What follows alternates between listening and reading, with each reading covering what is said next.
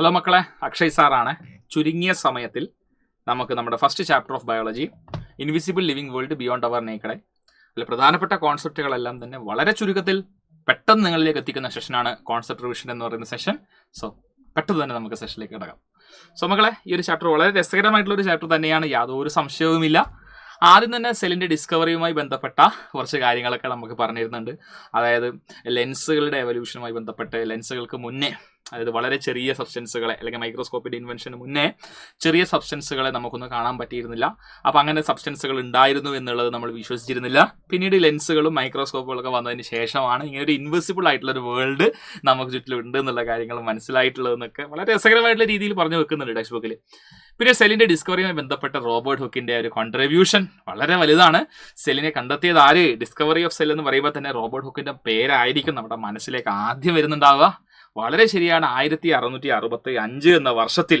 ആ വർഷം ഒന്ന് ജസ്റ്റ് ഒന്ന് ഓർത്തു വെക്കണം. 1665 എന്ന് പറയുന്ന ആ ഒരു വർഷം വളരെ ഇമ്പോർട്ടൻ്റ് ആണ്. ഒരു പുസ്തകം, ഒരു ബുക്ക് അദ്ദേഹം പബ്ലിഷ് ചെയ്യുകയുണ്ടായിട്ടുണ്ട്. ആ പുസ്തകത്തെക്കുറിച്ചൊന്ന് ഓർമ്മിച്ച് നോക്കുക. പേര് മൈക്രോഗ്രാഫിയ എന്നായിരുന്നു. ഓക്കെ, ഇത് ആ പുസ്തകത്തിൽ വളരെ ചെറിയ വസ്തുക്കളുടെ പിക്ചേഴ്സ്, ഡീറ്റെയിൽ ആയിട്ടുള്ള പിക്ചേഴ്സ് അദ്ദേഹം എന്ത് ചെയ്തിട്ടുണ്ട്, ഇൻക്ലൂഡ് ചെയ്തിട്ടുണ്ടായിരുന്നു. Detail drawing of tiny objects. Okay, അദ്ദേഹം പലവിധ സാധനങ്ങളെയും അദ്ദേഹത്തിൻ്റെ തന്നെ സെൽഫ് ഡിവൈസ്ഡ് ആയിട്ടുള്ള ഒരു മൈക്രോസ്കോപ്പിലൂടെ, അദ്ദേഹം തന്നെ നിർമ്മിച്ച മൈക്രോസ്കോപ്പിലൂടെ പല സാധനങ്ങളെയും അദ്ദേഹം നിരീക്ഷിക്കുകയുണ്ടായിട്ടുണ്ട്. സോ വളരെ ഇൻട്രസ്റ്റിംഗ് ആയിട്ടുള്ള കാര്യമാണ് അല്ലേ അത്. നമുക്ക് ചുറ്റുമുള്ള കാര്യങ്ങൾ എന്ത് ചെയ്തിട്ടുണ്ട്, അദ്ദേഹം നിരീക്ഷിച്ചിട്ടുണ്ട് എന്നുള്ളതാണ്. ആ കൂട്ടത്തിൽ നിരീക്ഷിച്ചത് വളരെ നേർത്ത കോർക്ക് കഷ്ണങ്ങളെ ആയിരുന്നു. മരത്തിൻ്റെ പുറംതൊലിയുടെ ഭാഗം അദ്ദേഹം നിരീക്ഷിക്കുകയുണ്ടായിട്ടുണ്ട്. ബാർക്കിൻ്റെ കോർക്ക് സെക്ഷൻസ് അത് സ്ലൈസ് എടുത്തിട്ട് അദ്ദേഹം എന്ത് ചെയ്തിട്ടുണ്ട്, മൈക്രോസ്കോപ്പിലൂടെ നിരീക്ഷിച്ചിട്ടുണ്ട്. അദ്ദേഹത്തിൻ്റെ മൈക്രോസ്കോപ്പിൻ്റെ പ്രത്യേകത, അദ്ദേഹം ഉപയോഗിച്ചിരുന്ന മൈക്രോസ്കോപ്പ് അതിൻ്റെ മാഗ്നിഫിക്കേഷൻ അല്ലെങ്കിൽ അതിൻ്റെ ഒരു വലുതാക്കാനുള്ളൊരു കഴിവെന്ന് പറയുന്നത് 200 മുതൽ 300 മടങ്ങ് വരെ, അപ്പോൾ ഇനീഷ്യൽ സൈസിൻ്റെ 200 മുതൽ 300 മടങ്ങ് വരെ വലിപ്പമാക്കാൻ കഴിവുള്ള മൈക്രോസ്കോപ്പാണ് അദ്ദേഹം ഉപയോഗിച്ചിരുന്നത്. അങ്ങനെ ഈ തിൻ സ്ലൈസ് ഓഫ് കോർക്ക് അദ്ദേഹം നിരീക്ഷിച്ചപ്പോൾ അദ്ദേഹം കണ്ടെത്തിയത് വളരെ ചെറിയ ചെറിയ റൂമുകൾക്ക് സമാനമായ കുഞ്ഞു കുഞ്ഞു അറകളെ അദ്ദേഹം മൈക്രോസ്കോപ്പിലൂടെ കണ്ടെത്തി. ഏകദേശം ഇതുപോലുള്ള കുഞ്ഞു കുഞ്ഞു അറകളെ അദ്ദേഹം കണ്ടെത്തി. കുഞ്ഞു കുഞ്ഞു അറകൾ അഥവാ കുഞ്ഞു കുഞ്ഞു മുറികൾ എന്ന ലാറ്റിൻ വാക്കായ സെല്ലുലയിൽ നിന്ന് അദ്ദേഹം സെൽ എന്ന് പറയുന്ന വാക്ക് കോയിൻ ചെയ്തു. അപ്പോൾ ഇവിടെ മനസ്സിലാക്കേണ്ട കാര്യങ്ങൾ എന്താ? ആദ്യമായി സെല്ല് കണ്ടെത്തിയത് റോബർട്ട് ഹുക്കാണ്. സെല്ലെന്ന് പറയുന്ന വാക്ക് കോയിൻ ചെയ്തതും റോബർട്ട് ഹുക്കാണ്. പക്ഷേ മനസ്സിലാക്കേണ്ട പ്രധാനപ്പെട്ട കാര്യം എന്ന് പറയുന്നത്, ഇദ്ദേഹം കോർക്ക് സെല്ലാണ് നിരീക്ഷിച്ചത്, അത് ഡെഡ് സെല്ലാണ്. അപ്പോൾ ഇദ്ദേഹം കണ്ടെത്തിയ സെല്ലെന്ന് പറയുന്നത് ജീവനുള്ള സെല്ലായിരുന്നില്ല. അത് വളരെ ഇമ്പോർട്ടൻ്റ് ആണ് കേട്ടോ. ഇദ്ദേഹം കണ്ടെത്തിയ സെൽ ഒരിക്കലും ഒരു ജീവനുള്ള സെല്ലായിരുന്നില്ല, അതൊരു ഡെഡ് സെല്ലായിരുന്നു. ഇത് ഓർത്തു വെക്കേണ്ട പ്രധാനപ്പെട്ട ഒരു വസ്തുതയാണ്. ഇദ്ദേഹം കണ്ടെത്തിയ സെല്ലെന്ന് പറയുന്നത് അതൊരിക്കലും ജീവനുള്ള സെല്ലായിരുന്നില്ല, മറിച്ച് എങ്ങനെയുള്ള സെല്ലായിരുന്നു? അത് ഓർത്തു വെക്കുക, ഡെഡ് സെല്ലായിരുന്നു. ഓക്കെ, ഡെഡ് സെൽ, ഇദ്ദേഹം കണ്ടെത്തിയ സെല്ല് ഡെഡ് സെല്ലായിരുന്നു. അത് ഇമ്പോർട്ടൻ്റ് ആയിട്ടുള്ള കാര്യമാണ് കേട്ടോ. ഓക്കെ, അപ്പോൾ first scientific use of word cell to describe life unit അത് ചെയ്തിരിക്കുന്നത് ഈ പറഞ്ഞിരിക്കുന്ന റോബർട്ട് ഹുക്കാണ്. പിൽക്കാലത്ത് അദ്ദേഹത്തിൻ്റെ പുസ്തകത്തിൻ്റെ പേര് മറക്കരുത്, മൈക്രോഗ്രാഫിയാണ്. ഓക്കെ, ശരി. പിൽക്കാലത്ത് ആന്റോണി വാൻ ലീവൻ ഹുക്ക് 1660s അദ്ദേഹം ഒരു ഡച്ച് സയൻറ്റിസ്റ്റാണ്, ഒരു ലെൻസ് മേക്കർ കൂടിയാണ്. അദ്ദേഹത്തിൻ്റെ പേര് മറക്കരുത്, ആന്റോണി വാൻ ലീവൻ ഹുക്കാണ്. ഇദ്ദേഹം അഡ്വാൻസ്ഡ് മൈക്രോസ്കോപ്പ്, അദ്ദേഹം ലെൻസ് മേക്കർ ആണല്ലോ. അപ്പം അതുകൊണ്ട് തന്നെ റോബർട്ട് ഹുക്കിനേക്കാളും കുറച്ചുകൂടി മെച്ചപ്പെട്ട ലെൻസുകൾ ഉപയോഗിച്ചുകൊണ്ട് കുറച്ചുകൂടി അഡ്വാൻസ്ഡ് ആയിട്ടുള്ള മൈക്രോസ്കോപ്പ് യൂസ് ചെയ്യുകയും ആദ്യമായി ബാക്ടീരിയ, ബ്ലഡ് സെല്ല് പോലുള്ള സാധനങ്ങളെ നിരീക്ഷിക്കുകയും ചെയ്തു. യഥാർത്ഥത്തിൽ പോണ്ട് വാട്ടർ, സ്റ്റാഗ്നന്റ് വാട്ടർ നിരീക്ഷിച്ച് അതിൽ ചെറിയ ചെറിയ ജീവികൾ കണ്ടെത്തിയതും ഇദ്ദേഹമായിരുന്നു. ആ ചെറിയ ചെറിയ ജീവികളെ ആനിമൽക്യൂൾസ് എന്ന് ഇദ്ദേഹം വിളിച്ചിട്ടുണ്ടായിരുന്നു. അപ്പോൾ ജീവനുള്ള ലിവിങ് സെല്ലിനെ ആദ്യമായി കണ്ടെത്തിയതും ആന്റോണി വാൻ ലീവൻ ഹുക്ക് ആയിരുന്നു. അദ്ദേഹത്തെ ഫാദർ ഓഫ് മൈക്രോബയോളജി എന്ന പേരിൽ വിശേഷിപ്പിച്ചിരുന്നു. അപ്പോൾ ആരാണ് ഫാദർ ഓഫ് മൈക്രോബയോളജി? അത് ആന്റോണി വാൻ ലീവൻ ഹുക്കാണ്. ആദ്യമായി സെല്ല് കണ്ടെത്തിയത് അത് റോബർട്ട് ഹുക്കാണ്. ആദ്യമായി ലിവിങ് സെല്ല് കണ്ടെത്തിയത് ആന്റോണി വാൻ ലീവൻ ഹുക്കാണ്. അഡ്വാൻസ്ഡ് മൈക്രോസ്കോപ്പ് ഉപയോഗിച്ചുകൊണ്ട് തന്നെ മാഗ്നിഫിക്കേഷൻ കുറച്ചുകൂടി മെച്ചപ്പെടുത്താൻ ഇദ്ദേഹത്തിന് സാധിച്ചിരുന്നു എന്നുള്ള കാര്യം നമ്മളൊന്ന് ഓർത്തു വെക്കേണ്ട കാര്യമാണ്. പിന്നീട് നമ്മുടെ ചാപ്റ്ററിൽ വളരെ പ്രധാനമായും പഠിക്കുന്നത് നമ്മുടെ slide preparation of onion peel cell, അതുപോലെ തന്നെ ചീക്ക് സെൽ. അപ്പോൾ അതിൻ്റെ സ്റ്റെപ്പുകളും കാര്യങ്ങളും ഒന്ന് ഓർത്തു വെക്കുന്നത് നല്ലതായിരിക്കും. ആദ്യം നമ്മൾ ഓണിയൻ പീൽ എടുത്ത് അതിൻ്റെ ഫ്ലഷി ലീഫ് എടുത്ത് ഇന്നർമോസ്റ്റ് ആയിട്ടുള്ള നൈസ് ആയിട്ടുള്ള തിൻ ലെയർ നമ്മൾ എടുക്കുന്നു. അതിനുശേഷം അത് നമ്മൾ മൈക്രോസ്കോപ്പിൽ അതിന് മുന്നേ തന്നെ അതിന് സ്റ്റെയിൻ ചെയ്ത് നമ്മൾ സാഫ്രാനിനെ ഉപയോഗിച്ചുകൊണ്ട് സ്റ്റെയിൻ ചെയ്തിട്ട് അത് എക്സസ് സ്റ്റെയിൻ റിമൂവ് ചെയ്ത് സ്ലൈഡിൽ വെച്ച് കവർ സ്ലിപ്പ് വെച്ച് മൈക്രോസ്കോപ്പിലൂടെ നോക്കിക്കഴിഞ്ഞാൽ നമ്മൾ കാണുന്നത് എന്താ, ഇതുപോലെ ബ്രിക്ക് വെച്ചതുപോലെ വളരെ റെഗുലർ പാറ്റേണിൽ റെക്റ്റാങ്കുലാർ ഷേപ്പിൽ നമുക്ക് കുറേ സെല്ലുകളെ കാണാം. ഇതിൻ്റെ വീഡിയോ നമ്മുടെ ചാനലിൽ അവൈലബിൾ ആണ്. അർച്ചന മിസ് ഈ ഒരു ആക്ടിവിറ്റി പെർഫോം ചെയ്യുന്ന ഒരു വീഡിയോ അവൈലബിൾ ആണ്. കാണാത്തവരുണ്ടെങ്കിൽ വളരെ പെട്ടെന്ന് കാണണം കേട്ടോ. ആ വീഡിയോ ഒന്ന് കാണേണ്ടത് അത്യാവശ്യമാണ്. ചീക്ക് സെല്ലിൻ്റെ ഒരു വീഡിയോ കൂടി വരാനുണ്ട്, അത് ചാനലിൽ വരും, അതും കൂടി കാണണം. Okay, cheek cell preparation and onion cell preparation ചാനലിൽ അവൈലബിൾ ആവും. ചീക്ക് സെൽ അവൈലബിൾ ആവും, ഓൾറെഡി അവൈലബിൾ ആണ്. ഏത് ഓണിയൻ പീലിൻ്റെ ആ ഒരു എക്സ്പെരിമെൻറ്റ് അത് എന്തായാലും കാണണം കേട്ടോ. ഓക്കെ, അതുപോലെ തന്നെ നമ്മൾ ചീക്ക് സെല്ല് നമ്മൾ എടുത്ത് നമ്മൾ മെഥിലിൻ ബ്ലൂ സ്റ്റെയിൻ ഉപയോഗിച്ചുകൊണ്ട് നമ്മൾ സ്റ്റെയിൻ ചെയ്തതിന് ശേഷം മൈക്രോസ്കോപ്പിൽ വെച്ച് കഴിഞ്ഞാൽ പോളിഗണൽ ഷേപ്പ് സെല്ലുകളാണ് കാണുന്നത്. ഇതുപോലെ ബ്ലോക്ക് പോലെ റെക്റ്റാങ്കുലർ ഷേപ്പിലല്ല സെല്ലുകൾ കാണുന്നത്. ഇതിൽ നിന്ന് മനസ്സിലാക്കാൻ പറ്റുന്ന ഒരു കാര്യം എന്ന് വെച്ച് കഴിഞ്ഞാൽ ഓണിയൻ സെൽ എന്ന് പറയുന്നത് ഒരു പ്ലാന്റ് സെല്ലാണ്. ഡിസ്റ്റന്റ് ആയിട്ടുള്ള ബൗണ്ടറി ആയിട്ടുള്ള സെൽ വാൾ അവിടെ ഉണ്ട് എന്നുള്ളത് വളരെ സിഗ്നിഫിക്കൻ്റ് ആയിട്ടുള്ള ഒരു കാര്യമാണ്. സെൽ വാൾ കൂടാതെ സെൽ മെംബ്രെയിനും സൈറ്റോപ്ലാസും ന്യൂക്ലിയസും നമുക്ക് ഇതിലൂടെ കാണാൻ സാധിക്കുന്നു. എന്നാൽ ചീക്ക് സെല്ലിലേക്ക് വരുമ്പോൾ നമുക്ക് ന്യൂക്ലിയസും സെൽ മെംബ്രെയിനും സൈറ്റോപ്ലാസും മാത്രമാണ് കാണാൻ സാധിക്കുന്നത്. എന്ന് വെച്ച് ഇതിനകത്ത് സെൽ ഓർഗനൽസ് ഇല്ല എന്നുള്ള അർത്ഥമില്ല. നമ്മൾ ഉപയോഗിക്കുന്ന മൈക്രോസ്കോപ്പ് ഒരു കോമ്പൗണ്ട് ലൈറ്റ് മൈക്രോസ്കോപ്പ് ആയതുകൊണ്ട് നമുക്ക് അതിനകത്ത് കാണാൻ പറ്റുന്ന മാഗ്നിഫിക്കേഷനിൽ ഒരു ലിമിറ്റ് ഉണ്ട്. അപ്പോൾ ഇതിനകത്തുള്ള സെൽ ഓർഗനൽസിനെയും വളരെ കൃത്യമായിട്ട് കാണണമെങ്കിൽ it is better to use an electron microscope. Okay, ready, clear അല്ലേ? ഓക്കെ, അപ്പോൾ ജസ്റ്റ് ഓരോ ഭാഗങ്ങളുടെ കാര്യങ്ങളിലേക്ക് കടക്കുകയാണെങ്കിൽ ഇപ്പോൾ നമ്മൾ സെൽ മെംബ്രെയിനെ കുറിച്ച് പറയുകയാണെങ്കിൽ ഇപ്പോൾ പ്ലാന്റ് സെല്ലിലും ആനിമൽ സെല്ലിലും ഉണ്ട്. ഔട്ടർ മോസ്റ്റ് ബൗണ്ടറിയാണ് cell membrane, no doubt in that. ഒരു സെല്ലിനെ മറ്റൊരു സെല്ലിൽ നിന്ന് സെപ്പറേറ്റ് ചെയ്യും. See, this is one cell and this is another cell. Okay, both contain nucleus. So ഇതൊരു സെല്ലായതും ഇത് വേറൊരു സെല്ലായതും ഇതിന് പുറത്തൊരു ബൗണ്ടറി ഉള്ളത് കൊണ്ടല്ലേ. So that boundary keeps the separation between one cell from the another cell. And very important thing is porous. അതുകൊണ്ട് തന്നെ certain material can enter into the cell and certain material can leave from the cell. Entry of essential material and exit of waste is possible as it is very porous. And also cytoplasm ന്യൂക്ലിയസിനെ enclose ചെയ്യുന്നതും ഈ പറഞ്ഞിരിക്കുന്ന cell membrane ആണ്. മക്കളെ, this is nucleus and this is cytoplasm. അതിനെ enclose ചെയ്യുന്ന സ്ട്രക്ചറാണ് the cell membrane. Very simple, very simple, very simple. ഇനി സൈറ്റോപ്ലാസത്തെ കുറിച്ച് പറയുമ്പോൾ ആക്ച്വലി സെൽ മെംബ്രെയിന്റെ ന്യൂക്ലിയസിന്റെ ഇടയിലുള്ള സ്പേസ് ഫില്ല് ചെയ്തിരിക്കുന്ന ഫ്ലൂയിഡ് ആണ്. The space between nucleus and cell membrane is filled with a fluid, jelly like fluid, that is cytoplasm. അതിൽ കാർബോഹൈഡ്രേറ്റ്, പ്രോട്ടീൻ, ഫാറ്റ്, മിനറൽ പോലുള്ള ഇമ്പോർട്ടൻറ്റ് സബ്സ്റ്റൻസസ് ഉണ്ട്. Most of the life processes happen in this particular region. മുന്നോട്ടേക്ക് പോകുമ്പോൾ ന്യൂക്ലിയസിലേക്ക് വരുമ്പോൾ central region ആണ്, round structure ആണ്, അതിന് അതിൻ്റെതായ മെംബ്രെയിൻ ഉണ്ട്. And that membrane is called nuclear membrane. Nuclear membrane എന്ന് പറയുന്ന മെംബ്രെയിൻ ഉണ്ട്. ആൻഡ് റിമെമ്പർ, ഒരു സെല്ലിലെ എല്ലാത്തരം ആക്ടിവിറ്റീസും കൺട്രോൾ ചെയ്യപ്പെടുന്നത് ഈ പറഞ്ഞിരിക്കുന്ന ന്യൂക്ലിയസ് കൊണ്ട് തന്നെയാണ്, including growth and functioning of the body. ആ ഒരു സെല്ലിന്റെ ഫംഗ്ഷനിങ്, ആ സെല്ലിന്റെ ഗ്രോത്ത് ഒക്കെ കൺട്രോൾ ചെയ്യുന്നത് this region nucleus. That much important region ആണ് nucleus. It is discovered by Robert Brown ആണ് ന്യൂക്ലിയസ് കണ്ടെത്തിയത്. ഓക്കെ, ദെൻ സെൽ വാള് നോക്കുകയാണെങ്കിൽ പ്ലാന്റ് സെൽ കാണും. Talking about animal cell and plant സെല്ലിൽ മാത്രമാണ് സെൽ വാള് കാണാം, ബാക്ടീരിയൽ സെല്ലിൽ കാണും. പക്ഷേ നമ്മളിപ്പോൾ പ്ലാന്റ് സെൽ ആനിമൽ സെല്ലിൻ്റെ കമ്പാരിസൺ പറയുമ്പോൾ ആനിമൽ സെല്ലിൽ എന്തില്ല, സെൽ വാളില്ല, പ്ലാന്റ് സെല്ലിൽ ഉണ്ട്. Okay, additional rigid outer layer. C, this is outer layer, rigid layer. Okay, providing strength, rigidity. Okay, നല്ലൊരു ദൃഢത, നല്ലൊരു സ്ട്രക്ചർ, നല്ലൊരു ഫേംനെസ് സെല്ലുകൾക്ക് കൊടുക്കുന്നു. Help cell stay compactly arrange. നമ്മൾ ആ ഒരു പ്ലാന്റ് സെൽ ഒബ്സർവ് ചെയ്തപ്പോൾ ഈ like it is looking like എന്താണ് ബ്രിക്ക് വാൾ പോലെ, ബ്രിക്സ് അട്ടി വെച്ചിരിക്കുന്ന പോലെയാണ് നമുക്ക് ആ സെല്ല് കാണാൻ. വളരെ ഡെഫിനറ്റ് ആയിട്ടുള്ള പാറ്റേണിലാണ് കാണുന്നത്. സോ അത് സൂചിപ്പിക്കുന്നത് എന്താണ്, പ്ലാന്റ് സെല്ല് കോമ്പാക്ട്ലി അറേഞ്ച്ഡ് ആണെന്നുള്ളൊരു കാര്യമാണത് സൂചിപ്പിക്കുന്നത്.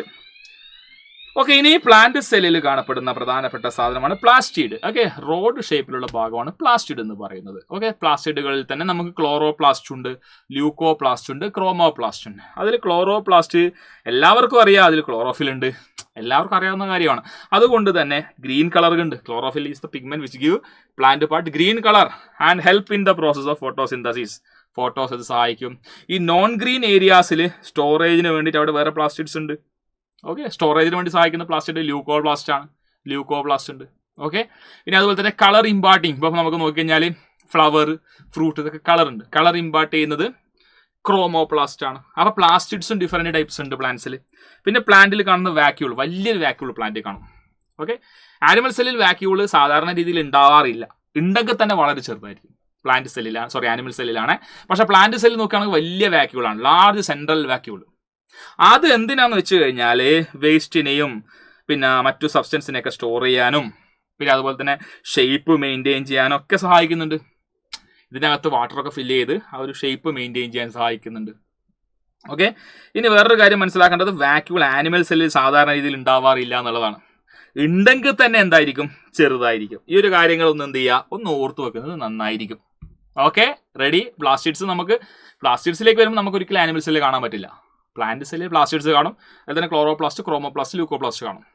വാക്യൂളിന്റെ കേസ് നോക്കുകയാണെങ്കിൽ പ്ലാന്റ് സെല്ലിൽ വലിയ വാക്യൂളാണ്. എബൌട്ട് ഒരു 50 to 90% of total cell volume of the plant cell is used by the vacuole. ആ വാക്യൂൾ ഒരിക്കലും നിങ്ങൾക്ക് എവിടെ കാണാൻ പറ്റില്ല, ആനിമൽ സെല്ലിൽ കാണാൻ പറ്റില്ല. ഇനി കാണാൻ പറ്റുകയാണെങ്കിൽ തന്നെ, ഇപ്പോൾ വാക്യൂൾ ആനിമൽ സെല്ലിൽ ഉണ്ടെങ്കിൽ തന്നെ അതിൻ്റെ സൈസ് എന്ന് പറയുന്നത് വളരെ വളരെ വളരെ വളരെ ചെറുതായിരിക്കും എന്നുള്ളൊരു കാര്യം ഒന്ന് ഓർത്ത് വെക്കുന്നത് ഇമ്പോർട്ടൻ്റ് ആയിട്ടുള്ള കാര്യമാണ്. ക്ലിയർ അല്ലേ? ഓക്കെ, മുന്നോട്ടേക്ക് പോട്ടെ. അപ്പോൾ ഇവിടെ നോക്കിയേ, ഇവിടെ ജസ്റ്റ് ഒരു കമ്പാരിസൺ ആണ്. ഇപ്പുറ സൈഡ് നമുക്ക് ആനിമൽ സെല്ലും ഇപ്പുറ സൈഡ് പ്ലാന്റ് സെല്ലുമാണ് കൊടുത്തിരിക്കുന്നത്. അപ്പോൾ നിങ്ങൾ നോക്കിക്കഴിഞ്ഞാൽ മനസ്സിലാവും, സെൽവാൾ എന്ന് പറയുന്നത് ആർക്ക് മാത്രമുള്ളതാണ്, പ്ലാന്റ് സെല്ലിന് മാത്രമുള്ളതാണ്. ക്ലിയർ അല്ലേ? ഇനിയിപ്പോൾ സെൽ മെംബ്രെയിൻ എന്ന് പറയുമ്പോൾ രണ്ടാക്കുണ്ട്, ന്യൂക്ലിയസ് എന്ന് പറയുമ്പോൾ അത് രണ്ടാക്കുണ്ട്, ക്ലോറോപ്ലാസ്റ്റ് പോലുള്ള പ്ലാസ്റ്റിഡ് അത് പ്ലാന്റ് സെല്ലിന് മാത്രമുള്ളതാണ്, സൈറ്റോപ്ലാസം രണ്ടാക്കുണ്ട്, വാക്യൂള് വലിയ വാക്യൂൾ എവിടെ ഉണ്ടാവുക, പ്ലാന്റ് സെല്ലിലാണ്, മൈറ്റോകോൺട്രിയ രണ്ടാക്കുണ്ട്. അപ്പോൾ കുറേ സെൽ ഓർഗനൽസ് രണ്ടാക്കും ഒരുപോലെ ഉള്ളതാണ്, എന്നാൽ ചില സെൽ ഓർഗനൽസ് ഒരാൾക്ക് മാത്രമുള്ളതാണ്. അതാണ് ഇവിടുത്തെ മെയിൻ ആയിട്ടുള്ള ഒരു വ്യത്യാസം. ഇപ്പോൾ സെൻട്രിയോൾ പോലുള്ള ഓർഗൻസ്, സെൽ ഡിവിഷന് കൺട്രോൾ ചെയ്യുന്ന സാധനമാണ് സെൻട്രിയോൾ. അത് നമുക്ക് എവിടെ കാണുള്ളൂ, ആനിമൽ സെല്ലിൽ മാത്രമേ കാണുള്ളൂ. അപ്പം അങ്ങനെയുണ്ട്, ആനിമൽ സെല്ലിൽ മാത്രമായി കാണുന്നതും പ്ലാന്റ് സെല്ലിൽ ഇല്ലാത്തതുമായിട്ടുള്ള കമ്പോണൻസും സെൽ ഓർഗനൽസും ഉണ്ട്. അതൊരു ഫാക്റ്റാണ്. ഓക്കെ, ഇനി മുന്നോട്ടേക്ക് പോകുമ്പോൾ ഞാൻ പറഞ്ഞു, നമ്മുടെ ബോഡിയിലുള്ള ഒരുപാട് ടൈപ്പ് സെൽസ് ഉണ്ട്. നമ്മുടെ ബോഡി സത്യം, ടു ബി ഫ്രാങ്ക്, ഒരുപാട് ഡിഫറെൻറ്റ് ടൈപ്സ് ഓഫ് സെൽസ് ഉണ്ട്. ഈ സെല്ലുകളുടെ ഷേപ്പും സ്ട്രക്ചറും എല്ലാം ഒരുപോലെയാണോ? Absolutely no. മസിൽ സെൽസ് ഇവിടെ കാണിച്ചിരിക്കുന്ന സ്മൂത്ത് മസിലാണ്, അതിന്റെ ഷേപ്പ് സ്പിൻഡിലാണ്, രണ്ട് വശവും കൂർത്ത് നടുവശത്ത് കുറച്ച് വീതിയുള്ള സെല്ല്. നെർവ് സെല്ലിന്റെ ഷേപ്പ് എന്ന് പറയുന്നത് ഇലോങ്ങേറ്റഡ് ആൻഡ് ബ്രാഞ്ചഡ് ആണ്. അപ്പോൾ മസിൽ സെൽ ഇവിടെ സ്മൂത്ത് മസിലാണ് ഉദ്ദേശിക്കുന്നത്, അതിന്റെ ഷേപ്പ് സ്പിൻഡിലാണ്, ടാപ്പേർഡ് അറ്റ് ബോത്ത് എൻഡ്. അതിന്റെ ഫങ്ഷൻ, കൺട്രാക്ഷൻ, അതുവഴി ഉണ്ടാവുന്ന movement. Muscles are for movement. അപ്പോൾ മസ്കുലാർ കൺട്രാക്ഷൻ വളരെ ഇമ്പോർട്ടൻ്റ് ആണ് മൂവ്മെന്റിന്. സോ മസ്കുലാർ കൺട്രാക്ഷൻ പോസിബിൾ ആവുന്ന തരത്തിൽ അപ്പോൾ അവിടെ ആ ഒരു ഡിസൈൻ അങ്ങനെയാണ് അഡാപ്റ്റഡ് ആയിട്ടുള്ളത്. ഇപ്പം നെർവ് സെൽ ലോങ്ങും ബ്രാഞ്ചും ആയതുകൊണ്ട് തന്നെ നെർവ് സെല്ലിന്റെ ഫംഗ്ഷൻ എന്താ, മെസ്സേജുകളെ നമ്മുടെ ബോഡി ത്രൂ ബ്രെയിനിൽ നിന്ന് ബോഡി പാർട്സിലേക്ക്, ബോഡി പാർട്സ് നിന്ന് ബ്രെയിനിലേക്ക് അങ്ങോട്ടും മെസ്സേജിനെ കൊണ്ടുപോകുക എന്നുള്ളതാണ്. സോ മെസ്സേജിനെ അല്ലെങ്കിൽ ഇമ്പൾസിനെ ക്യാരി ചെയ്യണമെങ്കിൽ അതിന്റെ സ്ട്രക്ചർ എന്തായിരിക്കണം, elongated and it should be profused branching, നല്ല ബ്രാഞ്ചിങ് ഉണ്ടാവണം. ഓക്കെ, അപ്പൊ അതാണ് ആക്ച്വലി നെർവ് സെല്ലിനെ മെസ്സേജ് അല്ലെങ്കിൽ ഇമ്പൾസിനെ ട്രാൻസ്ഫർ ചെയ്യാൻ വേണ്ടി കൂടുതൽ എന്തെന്ന് ഫേവർ ചെയ്യുന്നത്, അതിന്റെ ആ ഒരു ഷേപ്പാണ്. Okay, clear? ഓക്കെ, അത് നോക്കിയേ, why do cells look different? ഇപ്പൊ നെർവ് സെല്ലിന് വേറെ തന്നെ ഷേപ്പാണ്, മസിൽ സെല്ലിന് വേറെ തന്നെ ഷേപ്പാണ്. വൈ? അതിന്റെ ഫങ്ഷൻ ആണ്.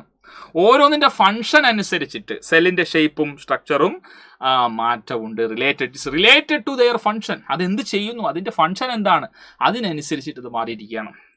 Different function require different adaptation. ഓരോ ഫംഗ്ഷനും ഓരോ അഡാപ്റ്റേഷൻ. അപ്പോൾ നെർവ് സെല്ല് ഇലോങ്ങേറ്റഡ് ബ്രാഞ്ചഡ് ആയതുകൊണ്ടാണ് അതിന് ആ ഒരു ഫംഗ്ഷൻ ചെയ്യാൻ പറ്റുന്നത്. മെസ്സേജിനെ ഈസി ആയിട്ട് ക്യാരി ചെയ്ത് കൊണ്ടുപോകാൻ പറ്റുന്നത് ബിക്കോസ് ഓഫ് ഇറ്റ്സ് ഷേപ്പാണ്. അതാണ് പറഞ്ഞത്. So the structure of each cell suits its role in the body. Example, nerve cell are long to carry message over distance. ഡിസ്റ്റൻസിലേക്ക് മെസ്സേജ് പാസ് ചെയ്യണമെങ്കിൽ it should be like long, elongated അല്ലേ. Muscle cell സ്പിൻഡിലായതുകൊണ്ട് പെട്ടെന്ന് contract ചെയ്യാനും relax ചെയ്യാനും പറ്റും. And thereby execute movement execute ചെയ്യാൻ കുറച്ചുകൂടി എന്താണ്, ഈസി ആയിരിക്കും. കുറച്ചുകൂടി ഈസി ആയിട്ട് മൂവ്മെന്റ് എക്സിക്യൂട്ട് ചെയ്യാൻ വേണ്ടി സാധിക്കും. അതാണ് ഓരോന്നിന്റെ ഷേപ്പ് അതിന്റെ ഫംഗ്ഷനെ എന്ത് ചെയ്യുന്നുണ്ട്, റിലേറ്റ് ചെയ്തിട്ടാണ് നമുക്ക് പറയാൻ പറ്റുക. പിന്നെ ഈ ചാപ്റ്ററിൽ നമ്മൾ പ്രധാനമായും ഓർത്തു വെക്കേണ്ടത് ലെവൽസ് ഓഫ് ഓർഗനൈസേഷൻ ആണ്. ഒരു ഓർഗാനിസം അല്ലെങ്കിൽ ഒരു ജീവി ഉണ്ടാക്കിയിരിക്കുന്നത് അതിന്റെ ഏറ്റവും ബേസിക് ആയിട്ടുള്ള യൂണിറ്റ് സെല്ല് തന്നെയാണ്, യാതൊരു സംശയവുമില്ല. അപ്പൊ സെല്ലുകൾ ഒരേപോലുള്ള സെല്ലുകൾ, അതായത് ഒരേ ഫംഗ്ഷൻ ചെയ്യുന്ന സെല്ലുകൾ അവർ ഗ്രൂപ്പ് ചെയ്ത് ടിഷ്യൂസ് ഫോം ചെയ്തു. ഓക്കെ, ടിഷ്യൂസ് ഫോം ചെയ്തിട്ട് ടിഷ്യൂസിന്റെ ഗ്രൂപ്പ് ചെയ്ത് ഓർഗൻ ഫോം ചെയ്തു. ഓർഗന്റെ ഗ്രൂപ്പ്, ഓർഗൻ സിസ്റ്റവും കുറെ ഓർഗൻ സിസ്റ്റംസ് ഗ്രൂപ്പ് ചെയ്ത് ഓർഗാനിസമായിട്ട് മാറി.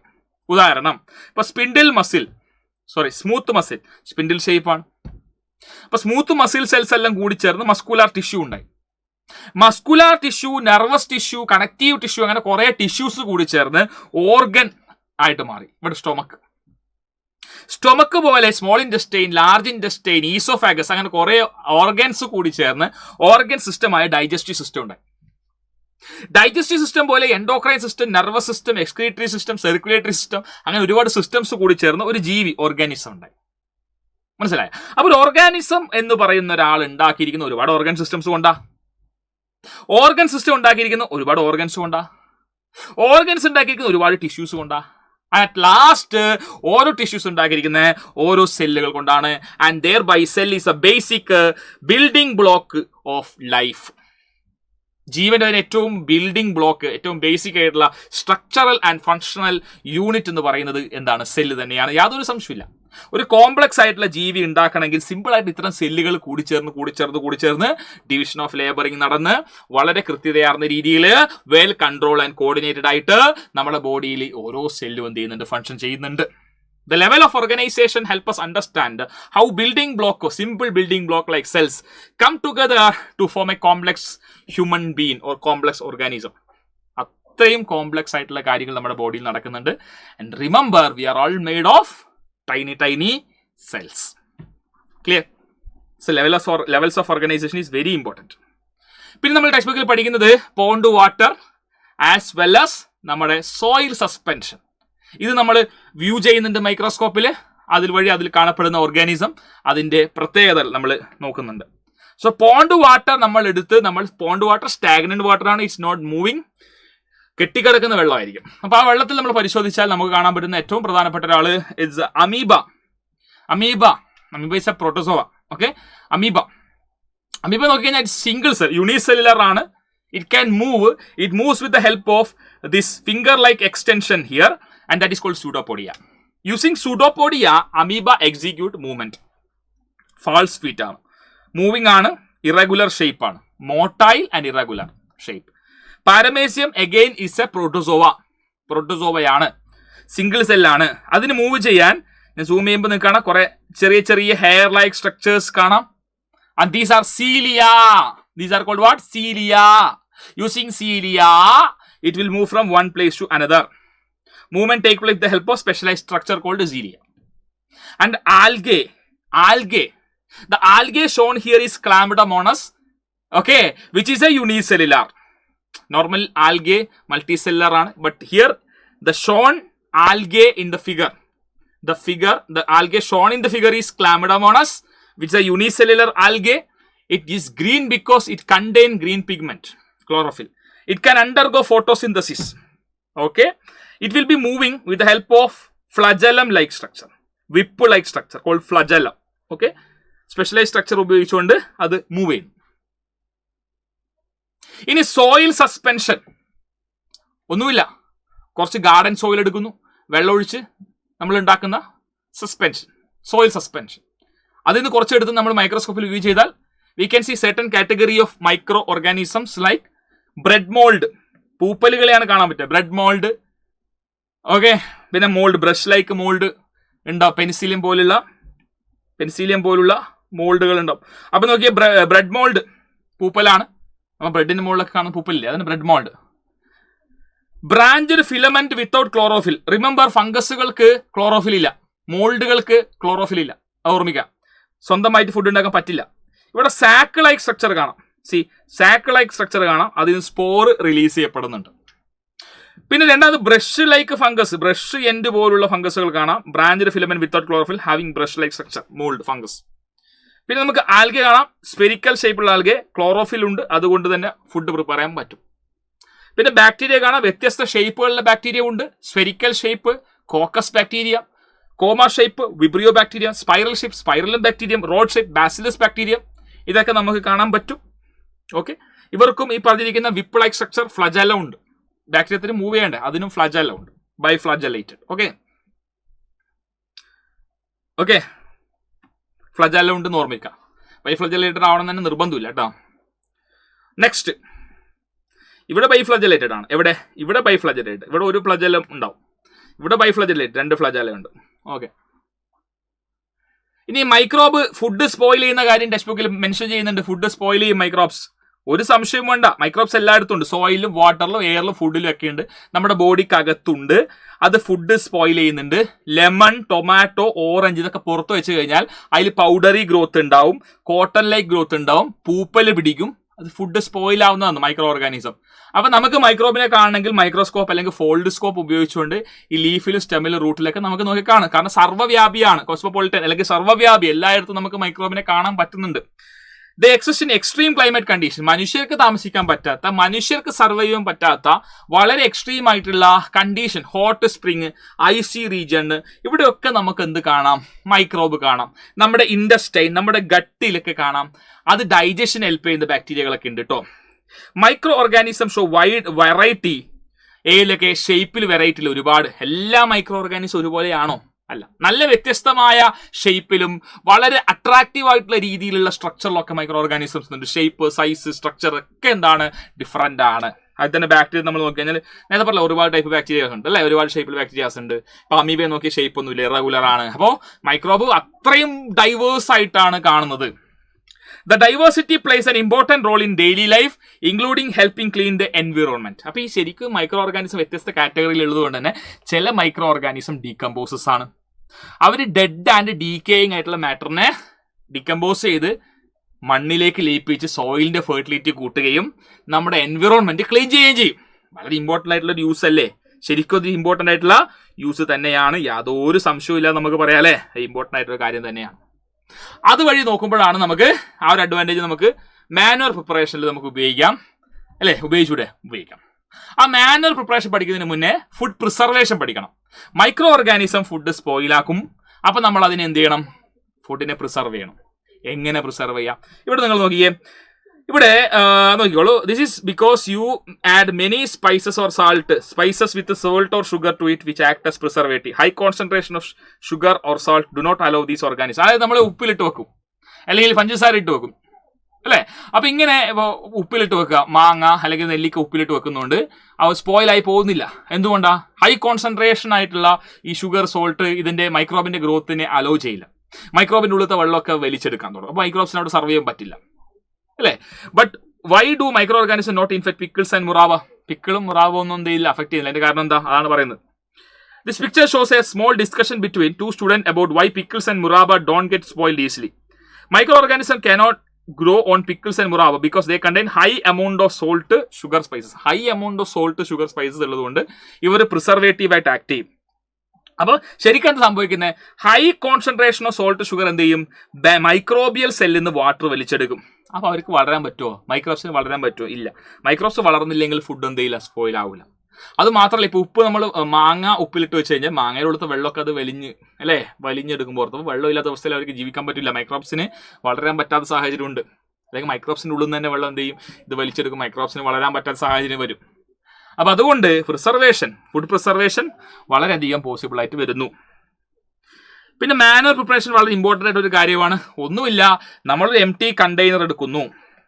ഒരു എംപ്റ്റി ആയിട്ടുള്ള ഒരു കണ്ടെയ്നർ എടുത്ത് അതിൽ ഗാർഡൻ സോയിൽ വേണം, പിന്നെ വെജിറ്റബിൾ പീൽ. നമ്മൾ വീട്ടിൽ തന്നെ ഉണ്ടാകുന്ന വെജിറ്റബിൾ പീല്, ഓർഗാനിക് ആയിട്ടുള്ള വേസ്റ്റ് ഒക്കെ നമുക്ക് ഉപയോഗിക്കാം.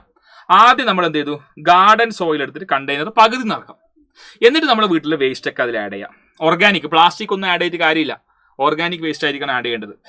എന്നിട്ട് അതിൻ്റെ മുകളിൽ മറ്റൊരു ലെയർ ഓഫ് സോയിൽ ആഡ് ചെയ്ത് കൊടുക്കാം. 2 മുതൽ 3 ആഴ്ച വരെ കാത്തുക്കാം. അപ്പൊ നമുക്ക് എന്ത് കിട്ടും? മാനുവർ കിട്ടും. ഡാർക്ക് കളേർഡ് ആയിട്ടുള്ള മെറ്റീരിയൽ കിട്ടും. കുറച്ച് ദിവസം കാത്തുക്കണം. ഓക്കെ, ആ മാനുവറിൽ ധാരാളം ന്യൂട്രിയൻസ് ഉണ്ട് അല്ലേ? എന്ത് സംഭവിക്കുന്നത്? നമ്മൾ ഈ പ്ലാന്റ് വേസ്റ്റ്, ആനിമലിന്റെ ഡങ്, ഇതൊക്കെ നമ്മൾ അതിലേക്ക് ഇടാം. അപ്പൊ ഇതിലേക്ക് ബാക്ടീരിയ, ഫംഗസുകൾ വന്ന് ആക്ട് ചെയ്ത് അതിന് ഡീകമ്പോസ് ചെയ്യും. ഈ ബാക്ടീരിയ, ഫംഗസുകളെയാണ് സാധാരണ നമ്മൾ ഡീകമ്പോസേഴ്സ് എന്നുള്ള കാറ്റഗറിയിൽ പറയാം. ഇവർ നമ്മളെ വേസ്റ്റിന് എന്ത് ചെയ്യും? ഡീകമ്പോസ് ചെയ്യും. എന്നിട്ട് സോയിൽ ഫെർട്ടിലിറ്റി ഇൻക്രീസ് ചെയ്യും. ഈ മാനുവർ നമ്മൾ സോയിലിലേക്ക് യൂസ് ചെയ്താൽ സോയിൽ ഫെർട്ടിലിറ്റി ഇൻക്രീസ് ചെയ്യും. അപ്പൊ ഇത് നമുക്ക് തന്നെ വീട്ടിൽ ചെയ്യാൻ പറ്റുന്നതാണ്. ഒരുപക്ഷെ നിങ്ങൾ ചെയ്തുകൊണ്ടിരിക്കുന്ന കാര്യങ്ങളായിരിക്കാം തീർച്ചയായിട്ടും. ഓക്കെ, പിന്നെ മൈക്രോബിന്റെ ചില ഇമ്പോർട്ടൻസ് എന്ന് പറഞ്ഞാൽ ഞാൻ പറഞ്ഞു, നിലത്ത് വീണ ഇല, ഡെഡ് ആയിട്ടുള്ള പ്ലാന്റ്സ്, ആനിമൽ ബോഡി, ഇതൊക്കെ മൈക്രോ ഓർഗാനിസം എന്ത് ചെയ്യും? ഡീകമ്പോസ് ചെയ്യും. അങ്ങനെ ഡീകമ്പോസ് ആകുമ്പോൾ ഇതൊക്കെ എന്താ? ഓർഗാനിക് ആയിട്ടുള്ള കോംപ്ലക്സ് ആയിട്ടുള്ള ഓർഗാനിക് മെറ്റീരിയലാണ്. ഇതിന് ഡീകമ്പോസ് ആയി കഴിഞ്ഞാൽ ഇത് സിമ്പിൾ ന്യൂട്രിയന്റ് ആയിട്ട് മാറി. സിമ്പിൾ ന്യൂട്രിയന്റ് ആയിട്ട് മാറിക്കഴിഞ്ഞാൽ ഇത് സോയിലിലേക്കല്ല ഈ ന്യൂട്രിയന്റ് വരിക. ഇപ്പൊ ഡെഡ് ആയിട്ടുള്ള ഒരു പ്ലാന്റ്, അത് ഡീകമ്പോസ് ആയ ന്യൂട്രിയൻ്റിൽ സോയിലിലേക്ക് വരും. അങ്ങനെ അത് പ്ലാന്റിന്റെ ഗ്രോത്തിനെ സപ്പോർട്ട് ചെയ്യും. They also break down animal waste like dung, ചാണകം, ഇതൊക്കെ ഡീകമ്പോസ് ചെയ്യാൻ വേണ്ടി പറ്റും. In this way microbe recycle waste, clean environment, maintain nature balance. അങ്ങനെ നമ്മൾ എൻവിറോൺമെന്റ് ക്ലീൻ ആക്കാനും നേച്ചറിന്റെ ബാലൻസ് മെയിൻറ്റെയിൻ ചെയ്യാനും സഹായിക്കും. Manoeuvre formation happens best under suitable temperature and moisture condition. അതിനാവശ്യമായ ടെമ്പറേച്ചർ കണ്ടീഷനും മോയ്സ്ചർ കണ്ടീഷനും ഉണ്ടെങ്കിൽ തീർച്ചയായിട്ടും മാനുവർ പ്രിപ്പറേഷൻ വളരെ ഈസി ആയിട്ട് നമുക്ക് ചെയ്യാൻ വേണ്ടി പറ്റും എന്നാണ് ഇവിടെ സൂചിപ്പിച്ചിരിക്കുന്നത്. പിന്നെ ഇവിടെ ഇമ്പോർട്ടൻ്റ് ആയിട്ട് ഓർത്തു വെക്കേണ്ട കാര്യം ബയോഗ്യാസിന്റെ പ്രൊഡക്ഷൻ ആണ്. ബാക്ടീരിയ, ഫംഗസുകൾ oxygen free environment, anaerobic oxygen free എൻവിറോൺമെന്റിൽ അവർക്കൊരു കഴിവുണ്ട്. പ്ലാന്റ് ആനിമൽ വേസ്റ്റിനെ ഡീകമ്പോസ് ചെയ്തുകൊണ്ട്, ഓക്കെ, പ്ലാന്റ് ആനിമൽ വേസ്റ്റ് അല്ലെങ്കിൽ ഹൗസ് ഹോൾഡ് വേസ്റ്റ് വാട്ടർ ഒക്കെ ഡീകമ്പോസ് ചെയ്തുകൊണ്ട് ഒരു മിക്സ്ചർ ഓഫ് ഗ്യാസസ് അവർക്ക് റിലീസ് ചെയ്യാൻ വേണ്ടി പറ്റും. Many micro organism like bacteria and fungi live in oxygen free environment. അത് ഇമ്പോർട്ടൻ്റ് ആണ്. ഓക്സിജൻ ഫ്രീ എൻവിറോൺമെന്റ് ഇമ്പോർട്ടൻ്റ് ആയിട്ട് ഓർത്ത് വെക്കേണ്ടതാണ്. Oxygen free environment. അവരെന്ത് ചെയ്യും? Plant animal waste, house hold നമ്മുടെ വീട്ടിലുണ്ടാകുന്ന വേസ്റ്റ് വാട്ടർ, ഇതിനൊക്കെ ഡീകമ്പോസ് ചെയ്തിട്ട് ഒരു മിക്സ്ചർ ഓഫ് ഗ്യാസ് റിലീസ് ചെയ്യും. അതിൽ കാർബൺ ഡൈ ഓക്സൈഡ് ഉണ്ട്, പിന്നെ കൂടുതലായിട്ടും കാണപ്പെടുക മീത്തൈൻ എന്ന് പറയുന്ന ഗ്യാസ് ആണ്. ഇത് നമുക്ക് ഫ്യൂവലായിട്ട് യൂസ് ചെയ്യാം. കുക്കിങ്ങിന്, ഹീറ്റിങ്ങിന്, ഇലക്ട്രിസിറ്റി ജനറേഷന്, വെഹിക്കിൾസ് റൺ ചെയ്യാനൊക്കെ നമുക്കൊരു ഹീറ്റ് സോഴ്സ് ആയിട്ട് അല്ലെങ്കിൽ ഒരു എനർജി സോഴ്സ് ആയിട്ട് നമുക്ക് ഈ മീത്തൈൻ ഗ്യാസിനെ യൂസ് ചെയ്യാം. അപ്പൊ അതിനെയാണ് നമ്മൾ ബയോഗ്യാസ് എന്ന് നമ്മൾ പറയും. ബയോഗ്യാസ്. ഓക്കെ, അവിടെ നമ്മൾ മൈക്രോ ഓർഗാനിസം തന്നെയാണ് എന്ത് ചെയ്യുന്നത്, അതിന് നമുക്ക് ഹെൽപ്ഫുൾ ആയിട്ട് വരുന്നത്. അത് കൃത്യമായിട്ട് ഓർത്തു വെക്കേണ്ട കാര്യമാണ്. ഓക്കെ, ഇത് ഓർത്തു വെക്കേണ്ട കാര്യമാണ് ബയോഗ്യാസ് പ്രൊഡക്ഷൻ. അടുത്ത് നോക്കിക്കോളൂ, വേറൊരു കാര്യം നോക്കൂ. ഈസ്റ്റിനെ കുറിച്ചൊന്ന് പറയട്ടെ. ഈസ്റ്റ് എന്ന് പറഞ്ഞാൽ യൂണിസെല്ലുലാർ ഫംജൈ ആണ്.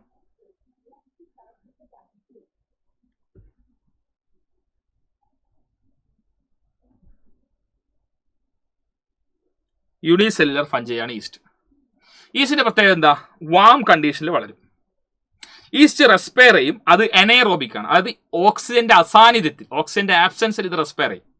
അങ്ങനെ ആ ഫുഡ് ബ്രേക്ക് ഡൗൺ ചെയ്ത്, ഫുഡിലെ ഗ്ലൂക്കോസ് ഇതൊക്കെ ബ്രേക്ക് ഡൗൺ ചെയ്ത് കാർബൺ ഡൈ ഓക്സൈഡ് എന്ന് പറയുന്ന ഗ്യാസ് റിലീസ് ചെയ്യും. ഒന്നുമില്ല, നമ്മളെ ഫുഡിൽ കണ്ടെയ്ൻ ചെയ്യുന്ന ഷുഗർ അതിൽ ഫീഡ് ചെയ്തുകൊണ്ട് അതിനെ ബ്രേക്ക് ഡൗൺ ചെയ്തുകൊണ്ട് ഷുഗറിനെ, ഞാൻ ഈസ്റ്റിന്റെ കാര്യം പറയുന്നത്, നമ്മുടെ ഫുഡിൽ കണ്ടെയ്ൻ ചെയ്യുന്ന ഷുഗറിനെ ബ്രേക്ക് ഡൗൺ ചെയ്തുകൊണ്ട് എന്തൊക്കെ ഫോം ചെയ്യും? ആൽക്കഹോൾ ഫോം ചെയ്യും. പിന്നെ കാർബൺ ഡൈ ഓക്സൈഡ് ഗ്യാസും ഫോം ചെയ്യും. Carbon dioxide bubbles make the dough. അത് നമ്മളിപ്പോൾ അരിമാവ് അല്ലെങ്കിൽ മൈദ മാവ്, ഗോതമ്പ് മാവ്, ഇതിലേക്ക് ഈസ്റ്റ് ആഡ് ചെയ്ത് കഴിഞ്ഞാൽ, ഷുഗർ ആഡ് ചെയ്ത് കഴിഞ്ഞാൽ ആ ഷുഗർ ഫീഡ് ചെയ്തിട്ട് എനൈറോബിക് റെസ്പിറേഷൻ അവിടെ നടക്കും. അങ്ങനെ കാർബൺ ഡൈ ഓക്സൈഡ് പ്രൊഡ്യൂസ് ചെയ്യും, ആൽക്കഹോൾ പ്രൊഡ്യൂസ് ചെയ്യും. ഈ കാർബൺ ഡൈ ഓക്സൈഡ് ഈ മാവിനകത്ത് ട്രാപ്പ് ചെയ്തിട്ട് ഈ മാവ് ഉയർന്നു വരും. അപ്പൊ ഇനിഷ്യലി എടുത്തിരിക്കുന്ന വോളിയം എക്സ് ആണെങ്കിൽ ഒരു 3x 2x 3x ടൈം ഇത് വർദ്ധിക്കുന്നതായിട്ട്, 3 ടൈംസ് ഒക്കെ വർദ്ധിക്കുന്നതായിട്ട് കാണാം. കാരണം അതിനകത്ത് കാർബൺ ഡൈ ഓക്സൈഡ് ട്രാപ്പ് ചെയ്യുന്നതാണ്. East also produce small amount of alcohol. ഒരു ആൽക്കഹോളും അതിൽ പ്രൊഡ്യൂസ് ചെയ്യുന്നുണ്ട്. അതാണ് ആക്ച്വലി ആ മാവിനൊരു ചെറിയൊരു സ്മെല്ല്, ഒരു ഡിസ്റ്റന്റ് സ്മെല്ലും കൊടുക്കുന്നു. This property is used in making bread cake ഒക്കെ ഉണ്ടാക്കാൻ ബേക്കറിയിൽ നമ്മൾ ഉപയോഗിക്കുന്ന ഇത് പ്രോപ്പർട്ടിയാണ്. ഈ ഒരു ഫെർമെന്റേഷൻ, അത് നമ്മൾ ആൽക്കഹോളിക് ഫെർമെന്റേഷൻ എന്നാണ് പറയാം. Other microbe like lactobacillus help in fermenting idli, dosa and bhatura. ഇതിനെ ഫെർമെന്റ് ചെയ്യാൻ, ഇതിന്റെ മാവിനെ ഫെർമെന്റ് ചെയ്യാൻ നമ്മൾ ലാക്ടോബാസില്ലസ് യൂസ് ചെയ്യുന്നുണ്ട്. ടെക്സ്റ്റ് ബുക്കിൽ പരാമർശിക്കുന്ന കാര്യമാണ് കേട്ടോ. പിന്നെ അതുപോലെ തന്നെ ടെക്സ്റ്റ് ബുക്കിൽ പരാമർശിക്കുന്ന വേറൊരു കാര്യം ലാക്ടിക് ആസിഡ് ഫെർമെന്റേഷൻ ആണ്. അതായത് 2 ബൗൾ എടുത്തിട്ട് ഒന്നാമത്തെ ബൗളിൽ ചൂട് പാലും തൈര് ഒരു ഡ്രോപ്പ് ആഡ് ചെയ്യും ഇനോക്കുലമായിട്ട്. രണ്ടാമത്തിൽ കോൾഡ് മിൽക്കും തൈരും ആഡ് ചെയ്ത് കൊടുത്തു. ഓക്കെ, ഇവിടെ നമ്മൾ ആദ്യം എന്ത് സംഭവിക്കുന്നു എന്നുള്ള കാര്യം, അത് നമ്മളെ ഫസ്റ്റ് കേസിൽ പെട്ടെന്ന് തന്നെ ആ പാല് തൈരായിട്ട് മാറും, ചെറിയൊരു പുളിപ്പ് അതിലുണ്ടാവും. സെക്കൻഡ് കേസിൽ തൈരായിട്ട് മാറൂല, അല്ലെങ്കിൽ ചെറിയ പുളിപ്പ് മാത്രമേ ഉണ്ടാവും, വളരെ ചെറിയ പുളിപ്പ് മാത്രമേ അതിലുണ്ടാവുള്ളൂ. കാരണം 2 കണ്ടീഷൻ വ്യത്യാസമുണ്ട്. ഇവിടെ ലൂക്ക് വാം മിൽക്ക് എടുത്തു, രണ്ടാമത്തിൽ തണുത്ത പാലെടുത്തു. അപ്പൊ ഇളം ചൂട് പാലിൽ തൈര് ആഡ് ചെയ്താൽ പെട്ടെന്ന് ആ പാല് തൈരായിട്ട് മാറും. ഇവിടെ നമ്മൾ തൈര് ആഡ് ചെയ്ത് കൊടുക്കുമ്പോൾ ഇതെന്ന് വെച്ച് കഴിഞ്ഞാൽ തൈരിൽ ലക്ഷക്കണക്കിന് ലാക്ടോബാസിലസ് എന്ന് പറയുന്ന ബാക്ടീരിയ ഉണ്ട്. അപ്പൊ തൈര് നമ്മൾ ആഡ് ചെയ്ത് കൊടുക്കുമ്പോൾ യഥാർത്ഥത്തിൽ ബാക്ടീരിയത്തെയാണ് നമ്മൾ ഈ പാലിലേക്ക് ആഡ് ചെയ്ത് കൊടുക്കുന്നത്. അപ്പൊ ചൂട് പാലിലേക്ക് ലാക്ടോബാസിലസിനെ ആഡ് ചെയ്ത് കൊടുത്താൽ മിൽക്ക് ഷുഗറായ ലാക്ടോസിൽ അത് ഫീഡ് ചെയ്യും. അങ്ങനെ അത് ഫെർമെന്റ് ചെയ്ത് കേടാക്കി മാറ്റും. ആക്ച്വലി അവിടെ എന്ത് ഫോം ചെയ്യുന്ന വെച്ച് കഴിഞ്ഞാൽ ലാക്റ്റിക് ആസിഡ് ആണ് ഫോം ചെയ്യുന്നത്. അപ്പോൾ ഈ ഒരു ആക്ഷനിൽ ലാക്റ്റിക് ആസിഡ് ഫോം ചെയ്യും. ആ ആസിഡ് ഫോം ചെയ്യുമ്പോൾ ചെറിയൊരു നമുക്ക് പുളിപ്പും കാര്യങ്ങളൊക്കെ തൈരിന് അനുഭവപ്പെടും. ഓക്കെ, ഇവിടെ ആൽക്കഹോൾ അല്ല, ഇവിടെ ആസിഡ് ആണ് ഫോം ചെയ്യുക, lactic acid. These bacteria grow well in warm condition. അതുകൊണ്ടാണ് ബൗൾ എയിലെ ലൂക്ക് വാം മിൽക്ക് പെട്ടെന്ന് ഉണ്ടാകുന്നത് തൈരായിട്ട് മാറുന്നത്. കാരണം അവിടെ വാം കണ്ടീഷനാണ്, പെട്ടെന്ന് ബാക്ടീരിയത്തെ വളരാനും കേട് ഫോർമേഷന് സഹായിക്കുകയും ചെയ്യും. മറ്റൊരു റീജിയനാണ് rhizobium bacterium, symbiotic association. Rhizobium എന്ന് പറയുന്നത് എന്താ മക്കളെ? നമുക്കറിയാം നമ്മുടെ മൈക്രോ ഓർഗാനിസം കുറേ കാറ്റഗറി ഉണ്ട്. പ്രോട്ടോസോവ, ഫംഗസ്, ബാക്ടീരിയ, ആൽഗയൊക്കെ ഉണ്ട്. അതിൽ റൈസോബിയം എന്ന് പറയുന്ന ബാക്ടീരിയയുടെ പ്രത്യേകത ലെഗ്യൂമിനസ് പ്ലാന്റ്, പയറ് ചെടികളുടെ, അതിപ്പോൾ പയറ് കടല, ഗ്രാമാവാം, പീയാവാം, ലെൻഡിലാവാം, ഏതോ ആവാം. അപ്പം അങ്ങനെയുള്ള പയറ് വർഗ്ഗം ചെടിയുടെ റൂട്ട് നൊഡ്യൂൾസിൽ, റൂട്ട് നൊഡ്യൂൾ എന്ന് പറഞ്ഞാൽ വേരുകളിലെ ഈ തടിപ്പുകളാണ് നമ്മൾ നൊഡ്യൂൾസ് എന്ന് പറയാം. നൊഡ്യൂൾസ്, ഈ റൂട്ട് നൊഡ്യൂൾസിൽ കാണപ്പെടുന്ന ബാക്ടീരിയയാണ്. അറ്റ്മോസ്ഫിയറിലെ നൈട്രജനെ ഫിക്സ് ചെയ്ത് അമോണിയ പോലുള്ള സാധനങ്ങളാക്കി മാറ്റുന്നത് ഈ ബാക്ടീരിയമാണ്. അങ്ങനെ സോയിൽ ഫെർട്ടിലിറ്റി കൂട്ടുകയും അങ്ങനെ ഫാർമേഴ്സ് ഒക്കെ ക്രോപ്പ് റൊട്ടേഷന് വേണ്ടി ലെഗ്യൂംസിനെ യൂസ് ചെയ്യും. അതായത് ഒരു വർഷം ഒരു ചെടി മാത്രം കൃഷി ചെയ്യാതെ ഒരു കൃഷി ചെയ്തതിന് ശേഷം ലെഗ്യൂംസിനെ കൂടി ഇവർ ഫാർമേഴ്സ് എന്ത് ചെയ്യും, കൃഷിയിടത്തിൽ നടും. അപ്പോൾ ലെഗ്യൂംസിനെ നട്ട് കഴിഞ്ഞാൽ ലെഗ്യൂമിനസ് പ്ലാന്റ് എന്ത് ചെയ്യും, അറ്റ്മോസ്ഫിയറിൽ നൈട്രജനെ ഫിക്സ് ചെയ്ത് സോയിൽ ഫിക്സ് ചെയ്യും. ഇപ്പോൾ ഞാനിപ്പോൾ നെൽകൃഷി ചെയ്യുന്നു വിചാരിക്കാം. നെൽകൃഷി എടുത്ത് ഞാൻ അത് ഹാർവസ്റ്റ് ചെയ്ത് കഴിഞ്ഞാൽ ഇത് മണ്ണിൽ നൈട്രജനെ യൂസ് ചെയ്തിട്ടുണ്ടാവും അല്ലേ? അപ്പോൾ വീണ്ടും നൈട്രജനെ സോയിൽ റീപ്ലനിഷ് ആവണം. അപ്പോൾ ഞാൻ എന്ത് ചെയ്താൽ മതി, ലെഗ്യൂമിനസ് പ്ലാന്റിനെ കൃഷി ചെയ്താൽ മതി. അപ്പോൾ ലെഗ്യൂമിനസ് പ്ലാന്റ് ഓട്ടോമാറ്റിക്കലി ലെഗ്യൂമിനസ് പ്ലാന്റിന്റെ വേരുകളിൽ ഈ പറഞ്ഞിരിക്കുന്ന റൈസോബിയം ബാക്ടീരിയ ഉണ്ട്. അദ്ദേഹം എന്ത് ചെയ്തോളൂ, അറ്റ്മോസ്ഫിയറിക് നൈട്രജനെ മണ്ണിൽ ഫിക്സ് ചെയ്തോളൂ. അപ്പോൾ നൈട്രജൻ എന്ത് ചെയ്തു, റീപ്ലനിഷ്ഡ് ആയി. അപ്പോൾ ക്രോപ്പ് റൊട്ടേഷൻ എന്നുള്ള വഴി പ്രകാരം നമുക്ക് സോയിലിൽ ഈ നൈട്രജന്റെ റിപ്ലനിഷ്മെന്റ് പോസിബിൾ ആവുന്നുണ്ട്. അതും കൂടി ഒന്ന് ഓർത്ത് വെക്കാം കേട്ടോ. പിന്നെ ഇവിടെ മെയിനായിട്ട് പഠിക്കുന്ന മറ്റൊരു ഏരിയ എന്ന് വെച്ച് കഴിഞ്ഞാൽ മൈക്രോ ആൽഗെ എന്നുള്ളൊരു കാറ്റഗറി പഠിക്കുന്നുണ്ട്. മൈക്രോ ആൽഗെ മൈക്രോസ്കോപ്പിക് ആയിട്ടുള്ള പ്ലാന്റ് ലൈക്ക് ഓർഗാനിസം ആണ്. വാട്ടറിലും സോയിലും എയറിലൊക്കെ കാണും. ഫോട്ടോസിന്തസിസ് അണ്ടർഗോ ചെയ്യാൻ പറ്റുന്നുണ്ട്. അതുകൊണ്ട് തന്നെ നമ്മുടെ ഭൂമിയിൽ ഓക്സിജൻ പ്രൊവൈഡ് ചെയ്യാനും ഫുഡ് പ്രൊവൈഡ് ചെയ്യാനും ഇത് സാധിക്കും. കാരണം ഫോട്ടോസിന്തസിലൂടെ കിട്ടുന്ന എന്താണ്, ഔട്ട്പുട്ട് ഫുഡ് പ്രൊഡ്യൂസ് ചെയ്യും, ഓക്സിജൻ പ്രൊഡ്യൂസ് ചെയ്യും. Contribute to more than half of total oxygen supply. ഭൂമിയിലെ പകുതിയോളം ഓക്സിജൻ സപ്ലൈ തരുന്നത് ഇത്തരത്തിലുള്ള മൈക്രോ ആൽഗകളാണ്. റിച്ച് ഇൻ ന്യൂട്രിയൻ്റ് ആണ്. അതുകൊണ്ട് ഫുഡ് സപ്ലിമെൻ്റ് ആയിട്ട് യൂസ് ചെയ്യാറുണ്ട്. ഇപ്പോൾ സ്പേസ് ട്രാവലറൊക്കെ സ്പൈറുലിനൊക്കെ ഉപയോഗിക്കാറുണ്ട്. സ്പൈറുലിന, ക്ലോറല്ല, ഡയാറ്റംസ് മനുഷ്യന്മാർ ഹെൽത്ത് സപ്ലിമെൻ്റ് ആയിട്ട് മെഡിസിൻ ആയിട്ടൊക്കെ യൂസ് ചെയ്തതാണ്. വാട്ടർ പ്യൂരിഫിക്കേഷൻ യൂസ് ചെയ്യാറുണ്ട്. ബയോഫ്യൂൽ ആയിട്ട് യൂസ് ചെയ്യാൻ ഒരുപാട് യൂസസ് ഉണ്ട്. അപ്പോൾ ഇതിൻ്റെ മെയിനായിട്ടുള്ള ത്രെട്ട് എന്ന് പറയുന്നത്, ഭീഷണി എന്ന് വെച്ചാൽ പൊല്യൂഷൻ പോലുള്ള കാര്യം, ക്ലൈമറ്റ് ചേഞ്ച്, ഇതൊക്കെ അവരുടെ ഡൈവേഴ്സിറ്റിയെ നശിപ്പിക്കുന്നുണ്ട്. അത് ഇൻഡയറക്ട്ലി നമുക്ക് കിട്ടുന്ന ബെനിഫിറ്റ്സും കുറക്കും. കൺസർവേഷൻ അതുകൊണ്ട് ഇമ്പോർട്ടൻ്റ് ആണ്. അങ്ങനെ ഓക്സിജൻ ബാലൻസ് ഒക്കെ മെയിൻറ്റെയിൻ ചെയ്യണമെങ്കിൽ കൺസർവേഷൻ ഇമ്പോർട്ടൻ്റ് ആണ്. ഇത്രയും കാര്യങ്ങൾ ജസ്റ്റ് ഒന്ന് ഓർത്ത് വെക്കുക. ഇത്രയുമാണ് മെയിനായിട്ട് നമ്മുടെ ഈ ചാപ്റ്ററിൽ വരുന്നത്. ഇമ്പോർട്ടൻ്റ് ആയിട്ടുള്ള ഒരു കോൺസെപ്റ്റുകൾ 30 മിനിറ്റ് സമയത്തിനുള്ളിൽ നമ്മൾ ഇമ്പോർട്ടൻ്റ് ആയിട്ട് എല്ലാ കാര്യങ്ങളും നമ്മൾ ഡിസ്കസ് ചെയ്തിട്ടുണ്ട്. ഓക്കെ, എല്ലാവർക്കും